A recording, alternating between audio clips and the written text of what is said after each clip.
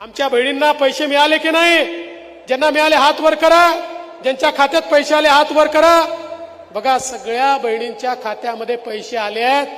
बहिणींनो, काळजी करू नका.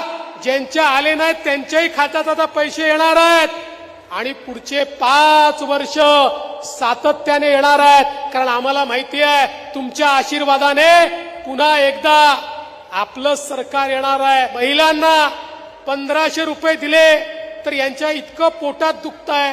हे उच्च न्यायालयामध्ये गेले आणि त्या ठिकाणी सांगितलं लाडकी बहीण योजना बंद करा. पिटिशन केली. अरे 1500 रुपये माझ्या बहिणींना मिळत आहे, तुमच्या पोटात का त्या ठिकाणी दुखतं? पण बहिणींनो, काळजी करू नका. मोठ्यात मोठा वकील त्या ठिकाणी उभा केलाय. काही झालं तरी तुमची योजना आम्ही बंद करू देणार नाही. आणि मुख्यमंत्र्यांनी घोषणा पण केली आहे, भविष्यामध्ये आमची जशी स्थिती चांगली होईल आम्ही ते वाढवणार आहोत. पण माझा सवाल, हे जे विचारतायत 1500 रुपयात काय होतं, त्यांना इतकी वर्ष तुम्ही राज्य केलं, आमच्या लाडक्या बहिणींना फुटकी कवडी देखील तुम्ही दिली नाही. तुमची नियत नव्हती आणि आज आम्हाला प्रश्न त्या ठिकाणी विचारताय. अरे, हे सोन्याचा चमचा घेऊन जन्माला आलेले लोक, आमच्या भगिनींचा सन्मान काय असतो हे यांना या ठिकाणी समजणार नाही. तर आपण पाहिलेलं असेल, स्वतः उपमुख्यमंत्र्यांनी सांगितलेलं आहे की काळजी करू नका. राहिलेल्या लाडक्या बहिणींचा जो पैसे आहेत, जो लाभ आहे, लवकरच जमा केला जाणार आहे. आम्ही लवकरच ते पैसे या ठिकाणी जमा करणार आहोत. तर येत्या 2 दिवसामध्ये हे पैसे जमा होऊ शकतात. कसे काय त्याची माहिती आपण पाहणार आहोत. त्यासाठी हा व्हिडिओ शेवटपर्यंत पाहत राहा. तर बघा, आपल्याला माहीत असेल आता 14 सप्टेंबरला सोलापूर या ठिकाणी लाडक्या बहिणींना कार्यक्रम जो आहे तो आयोजित करण्यात आलेला आहे. हा जो कार्यक्रम असणार आहे लाभ वितरणाचा कार्यक्रम असणार आहे. हा कार्यक्रम जो असणार आहे वचनपूर्ती कार्यक्रम असणार आहे. आपल्याला माहिती असेल आतापर्यंत 2 वचनपूर्तीचे कार्यक्रम झालेत. एक पुण्यामध्ये झाला आहे आणि दुसरा नागपूर या ठिकाणी झाला आहे. आता वचनपूर्ती कार्यक्रम सुरू होण्याच्या अगोदर बघा, आता 14 तारखेला कार्यक्रम आहे. आज या ठिकाणी 12 तारीख आहे. तर या ठिकाणी 2 दिवस टाईम आहे कार्यक्रमाला. 2 दिवस जो कार्यक्रम टाईम आहे, तर तुम्हाला 2 दिवसामध्ये म्हणजे 14 तारखेला पैसे दिवसभर येऊ शकतात. दिवसभरामध्ये कधीही पैसे तुमचे येण्यास सुरुवात होऊ शकते.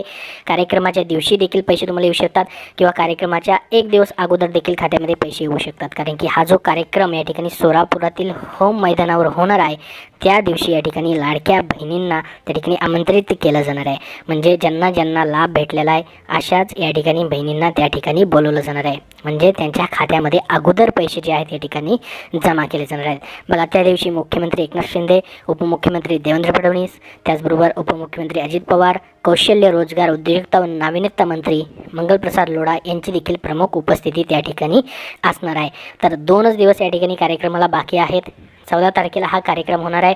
जर या ठिकाणी बघा 14 तारखेला तर पैसे तुमचे येतीलच, परंतु पुढं अजून जे बहिणी राहतील त्यांचे 19 तारखेपर्यंत, 14 तारखेपासून 19 तारखेपर्यंत पैसे जे आहेत त्या ठिकाणी वाटप सुरू राहू शकतं. आणि हा तुमचा 3रा टप्पा असणार आहे. ज्या ज्या बहिणींचे पैसे राहिलेत त्यांना या ठिकाणी ह्या 3ऱ्या टप्प्यामध्ये पैसे जे आहेत तुम्हाला भेटणार आहेत. हा वचनपूर्ती कार्यक्रम त्या ठिकाणी राबवला जातो आहे, म्हणजे सोलापूर या ठिकाणी. तर बघा, आता ज्यांचे ज्यांचे पैसे राहिलेत त्यांना या ठिकाणी 3ऱ्या टप्प्यामध्ये भेटतीलच. आत्तापर्यंत ज्यांना ज्यांना पैसे आले त्यांनी कमेंट बॉक्समध्ये कमेंट करून नक्की सांगा. ज्यांना ज्यांना 3000 रुपये भेटले त्यांनी धन्यवाद म्हणून नक्की पाठवा. ज्यांना नाहीत भेटले त्यांनी नाही म्हणून नक्की पाठवा, जेणेकरून सर्वांना ही माहिती समजेल आणि निश्चितच तुमचे पैसे ह्या 3ऱ्या टप्प्यामध्ये येऊन जातील. तर बघा, विधानसभा निवडणुकीपूर्वी सोलापूर जिल्ह्यासाठी हा वचनपूर्ती सोहळा होणार आहे. त्यामुळे या कार्यक्रमासाठी किमान 40,000पर्यंत लाभार्थींची उपस्थिती राहावी असं नियोजन देखील प्रशासनावरती देण्यात आलेलं आहे. तर मुख्यमंत्री माझी लाडकी बहीण योजना, मुख्यमंत्री युवा प्रशिक्षण योजनेसह अन्य योजनेचा देखील हा कार्यक्रम असणार आहे.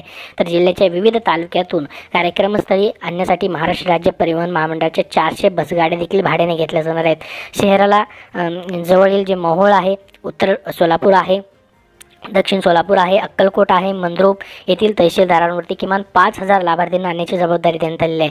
तर बार्शी, माळशिरस, मंगळवेढा, सांगोला, करमाळा, पंढरपूर, माढा येथील तहसीलदारांकडे 2 ते 3000 लाभार्थी आणण्याची जबाबदारी आहे. तर विभागनिहाय अशी जबाबदारी या कार्यक्रमाची देखील दिलेली आहे. बघा, बांधकाम विभागाला कार्यक्रमस्थळावरती नियोजनाची जबाबदारी आहे. महापालिका विभागासाठी पार्किंग, वीज, पाणी, साफसफाईची जबाबदारी आहे. शहर पोलिसांची कार्यक्रमाच्या दिवशी वाहतूक व्यवस्थेचे नियोजन, वाहतुकीस अडथळा होणार नाही त्या दृष्टीने पार्किंग व्यवस्था, एस टी महामंडळ महामंडळाकडे लाभार्थींना घेऊन येणं व मेळावा झाल्यानंतर त्यांच्या ठिकाणी सोडण्याची जबाबदारी दिलेली आहे. पुरवठा विभागासाठी देखील जबाबदारी दिली आहे की लाभार्थ्यांसाठी जेवणाची उत्कृष्ट व्यवस्था करायची आहे आणि मुबलक पाणी त्या ठिकाणी द्यायचं आहे. तर मुख्यमंत्री कार्यालयाकडून या कार्यक्रमाची तारीख देखील निश्चित करण्यात आलेली आहे. बघा, मुख्यमंत्री एकनाथ शिंदे यांच्यासह 2 उपमुख्यमंत्र्यांच्या उपस्थितीत सप्टेंबरच्या पहिल्याच आठवड्यामध्ये हा वचनपूर्ती सोहळा नियोजित होता म्हणजे होणार होता. पण राष्ट्रपती 2 दिवस राज्याच्या दौऱ्यावरती होते, आपल्याला माहीत असेल. आणि गणेशोत्सवाला देखील 7 सप्टेंबरपासून सुरुवात होणार होती. यामुळे नियोजित वचनपूर्ती सोहळा लांबणीवरती पडला. नाहीतर तुम्हाला सप्टेंबरच्या पहिल्या आठवड्यामध्येच हा कार्यक्रम झाला असता आणि तिसऱ्या हप्त्याचं वाटप झालं असतं. राहिलेल्या बहिणींना आत्तापर्यंत एकही हप्ता ज्यांना भेटलेला नाही, बघा बऱ्याच जणांना 3,000 रुपये भेटले, ते खुश आहेत. परंतु ज्यांनी जुलै ऑगस्टमध्ये फॉर्म भरला त्यांना अजून एकही हप्ता भेटलेला नाही. काही जणांसाठी ते अजूनही वाट पाहत आहेत. तर त्यांच्यासाठी या ठिकाणी हा कार्यक्रम महत्त्वाचा असणार आहे. या कार्यक्रमामध्ये म्हणजे 14 तारखेला पैसे भेटू शकतात किंवा 14 तारखेनंतर 19 सप्टेंबरपर्यंत तुमचे पैसे कधीही येऊ शकतात राहिलेल्या बहिणींचे.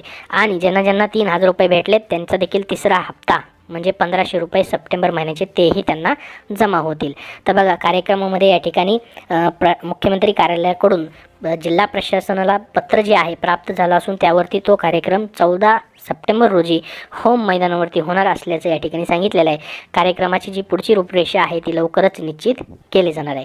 आणि जसं आपण या ठिकाणी स्वतः उपमुख्यमंत्री आता बोलत होते तसं त्यांनी सांगितलेलं आहे की पुढं जर ही योजना अजून अशीच पुढं चालू राहणार आहे, ती योजना बंद होणार नाही. याच्यामध्ये आत्ता सध्या तुम्हाला 1,500 भेटत आहेत, 1,500चे पुढे 2,000, 2,500, 3,000 असं देखील पुढं ही जी 1,500 रुपये तुम्हाला भेटत आहेत त्याच्यामध्ये पुढं अशी देखील वाढ होऊ शकते, ही देखील त्यांनी माहिती दिलेली आहे. आणि ही योजना अशीच पुढे चालू राहणार आहे, बंद होणार नाही. कोर्टामध्ये देखील आपल्या बाजूनेच लाडक्या बहिणींच्या बाजूनेच निकाल लागलेला आहे असं त्यांनी सांगितलेलं आहे. ही योजना जी आहे पुढं चालूच राहील असं देखील सांगितलेलं आहे. तर आता याच्यावरती अजून पुढचं जे काय अपडेट येईल तसं वेळोवेळी तुमच्यापर्यंत शेअर केलं जाईल. सध्या या व्हिडिओमध्ये एवढीच महत्त्वाची माहिती होती. अजून काय प्रश्न असतील तर कमेंट बॉक्समध्ये नक्की विचारा. हा व्हिडिओ नक्की लाईक शेअर करा आणि पुढील अपडेटसाठी आपला चॅनल सबस्क्राईब करून ठेवा. धन्यवाद.